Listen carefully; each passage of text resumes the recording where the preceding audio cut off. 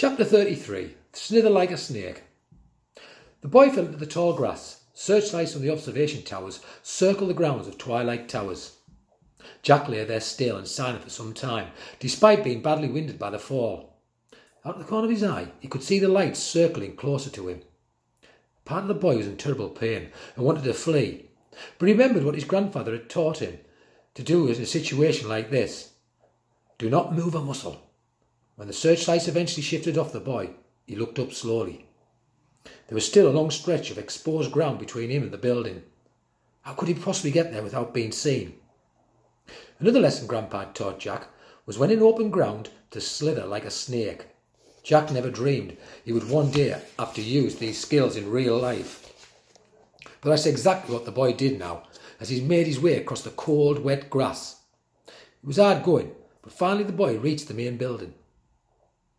The problem now that Jack had was that he had absolutely no idea where Grandpa would be. Staying close to the wall, he traced along the building, ducking under the windows as he went. There was only one way in and out of Twilight Towers. That was the front door, which the nurses kept locked, double locked, triple locked.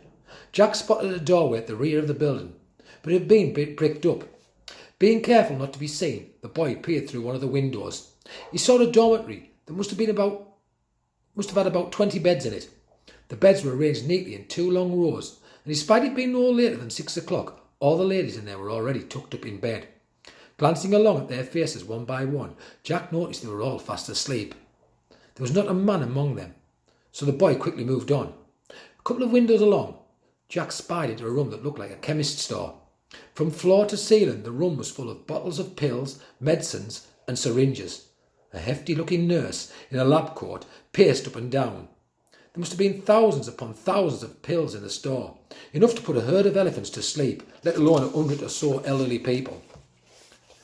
After peeping through a couple of more windows on the ground floor, and finding only a filthy kitchen and an empty living room, the boy decided to search the next floor up.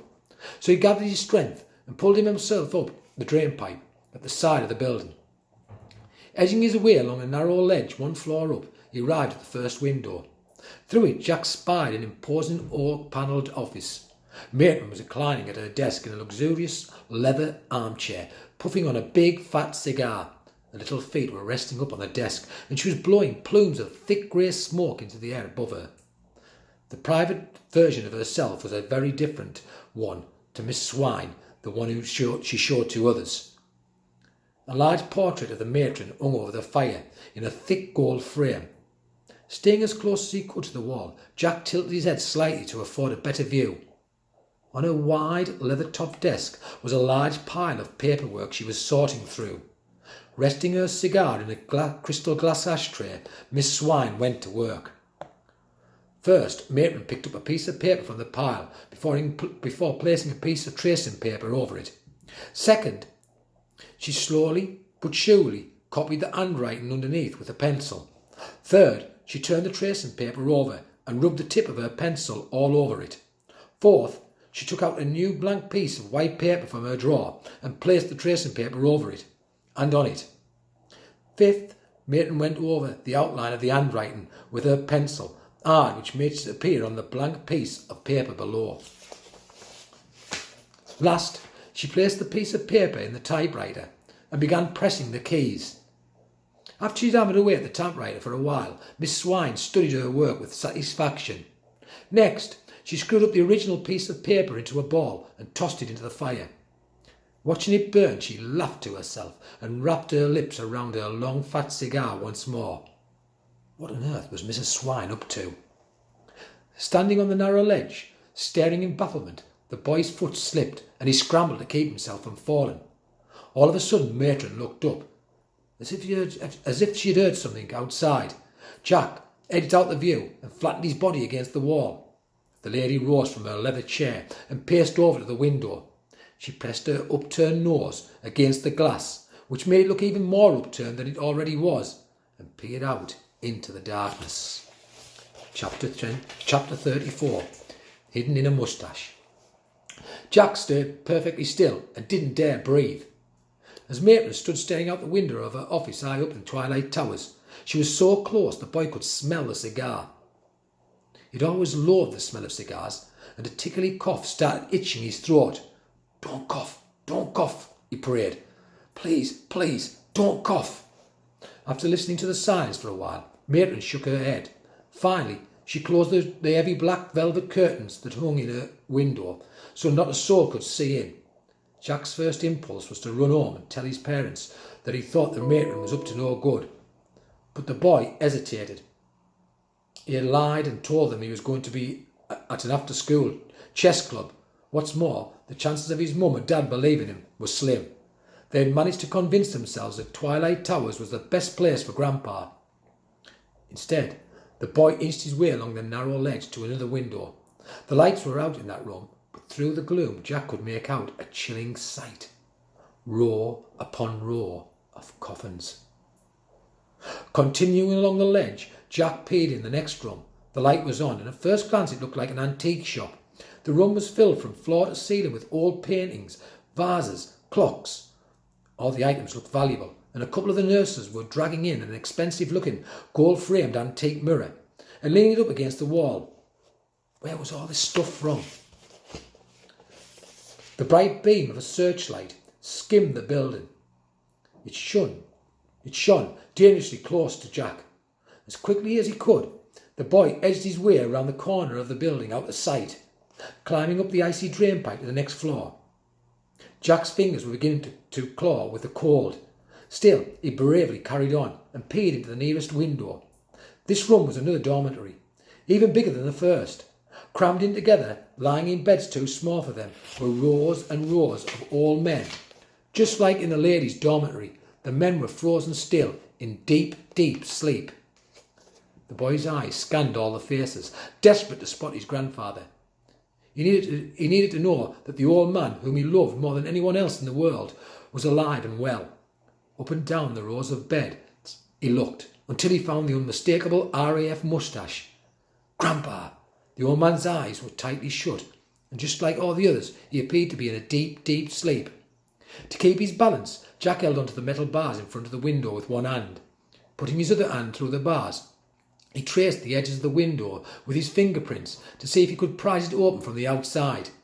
Unsurprisingly, like every other window or door in the fortress, it was locked. Jack had come so far, he couldn't leave now without at least trying to make contact with his grandfather. Unsure what else he could do, the boy began tapping on the window. Tap, tap, tap. Quietly at first, then louder. Tap, tap, tap. All of a sudden, one of Grandpa's tightly shut eyes opened, then the other. Jack banged on the window even harder now, and the old man sat up in the bed, bolt upright. He was wearing a frayed pair of pyjamas that looked second or third or even fourth hand. Seeing his grandson outside the window, the old man couldn't help but smile. After a quick look left and right to check the coast was clear, Grandpa tiptoed over from the bed to the window. From the inside, the old man managed to open it a tiny bit so they could hear each other. "Squadron leader," whispered Grandad, greeting his grandson with his customary salute. "Wing commander," said the boy, as he hung to the window bars with one hand and saluted with the other. "As you can see, the enemy has been locked up here in Colditz Castle, the most heavily fortified prison of war camp there is." Jack didn't contradict his grandfather. It would only confuse the old man to break the illusion. Though the truth be told, Twilight Towers was a lot more like a prisoner of war camp than an old folks' home. "I am so sorry, sir." "Not your fault, Bunting. This happens in war. There must be some way out, but I darned well haven't found it yet." Looking behind his grandfather at the old men who were completely zonked out, Jack asked, "How come you are wide awake and everyone else is fast asleep?" "Ha ha!" Grandpa laughed. "The guards forced us all to take these pills. They dole them out like sweets. One's enough to knock a man out cold." "How come you didn't swallow yours, sir?" "The guards stand over you to make sure you take them. I put mine in my mouth and pretended to swallow. When they moved on to the next prisoner, I spat them out, and I had them deep in my moustache." With that, he plucked two small, brightly coloured pills out from under his thick, hairy curls. The old man was ingenious. Once a hero, always a hero, thought Jack. "You're quite brilliant, Wing Commander," said the boy. "Thank you, Squadron Leader. I'm so pleased you are here. Now we can put my plan into action. The tutor, the sweeter." Jack was puzzled. What plan, Wing Commander? His grandpa looked at him and grinned. "The escape plan, of course." Chapter 35. Still More Socks. As part of his plan, the old man gave his grandson a shopping list of items he needed, smuggled into Twilight Towers from the outside. Reading it in bed that night, Jack didn't have a clue how Grandpa planned to use them in his escape. The list was as follows: Smarties, string, socks, elastic bands, empty tin cans, maps, more socks, matches, spoons, tiny tea trays, candles, roller skates, still more socks. The Smarties were easy. The next morning, Jack paid a visit to Raj's shop on the way to school to find there was a plentiful supply. What's more, Jack was in luck. The newsagent even had the multicoloured chocolates on special offer. 38 tubes for the price of 37. Empty tin cans Jack fished out of the bin at home, then rinsed them under the tap. Some cheap old roller skates were found in the local charity shop. Elastic bands, string, a spoon, candles, matches were all dotted around the house in various drawers and cupboards. As were the socks, Dad had plenty of old odd ones lying around, and Jack was sure his father wouldn't miss them. No one knows where socks disappear to. It's one of the universe's greatest mysteries. Either they sucked into a black hole where time and space have been flattened, or they get caught in the back of the washing machine. Either way, Jack's father had plenty of them. The tea tray was the hardest item to smuggle out the kitchen, due to its size. Jack had to wedge it into the back of his trousers before putting his jumper on over the top. It looked fine when he was standing still, but as soon as he tried to walk with it, it was as if he was a robot. After Jack had spent every moment he could that day collecting all of Grandpa's items, he sat on his top bunk, waiting for the sky to turn black. As his unsuspecting parents thought he was fast asleep, he followed his grandfather's lead and fled out of his bedroom window. The moon was low that night. The shadows of the trees stretched out across the grounds of Twilight Towers. Jack had to be extra careful not to be seen. As he climbed the weeping willow and jumped down from another of its overhanging branches, he crawled across the grass before shimmying up the drain pipe to the men's dormitory. As soon as Jack arrived at the window, his grandpa announced triumphantly, "I'm going to dig my way out." Just as the night before, Jack was balancing precariously on a narrow ledge high up on the edge of the building. Because of the bars on the outside, the window only opened a tiny bit. As they spoke, Jack passed all the items on Grandpa's list through the narrow gap. "Dig!" The boy was not convinced this was a good idea. "With what?" "With the spoon, of course, Squadron Leader."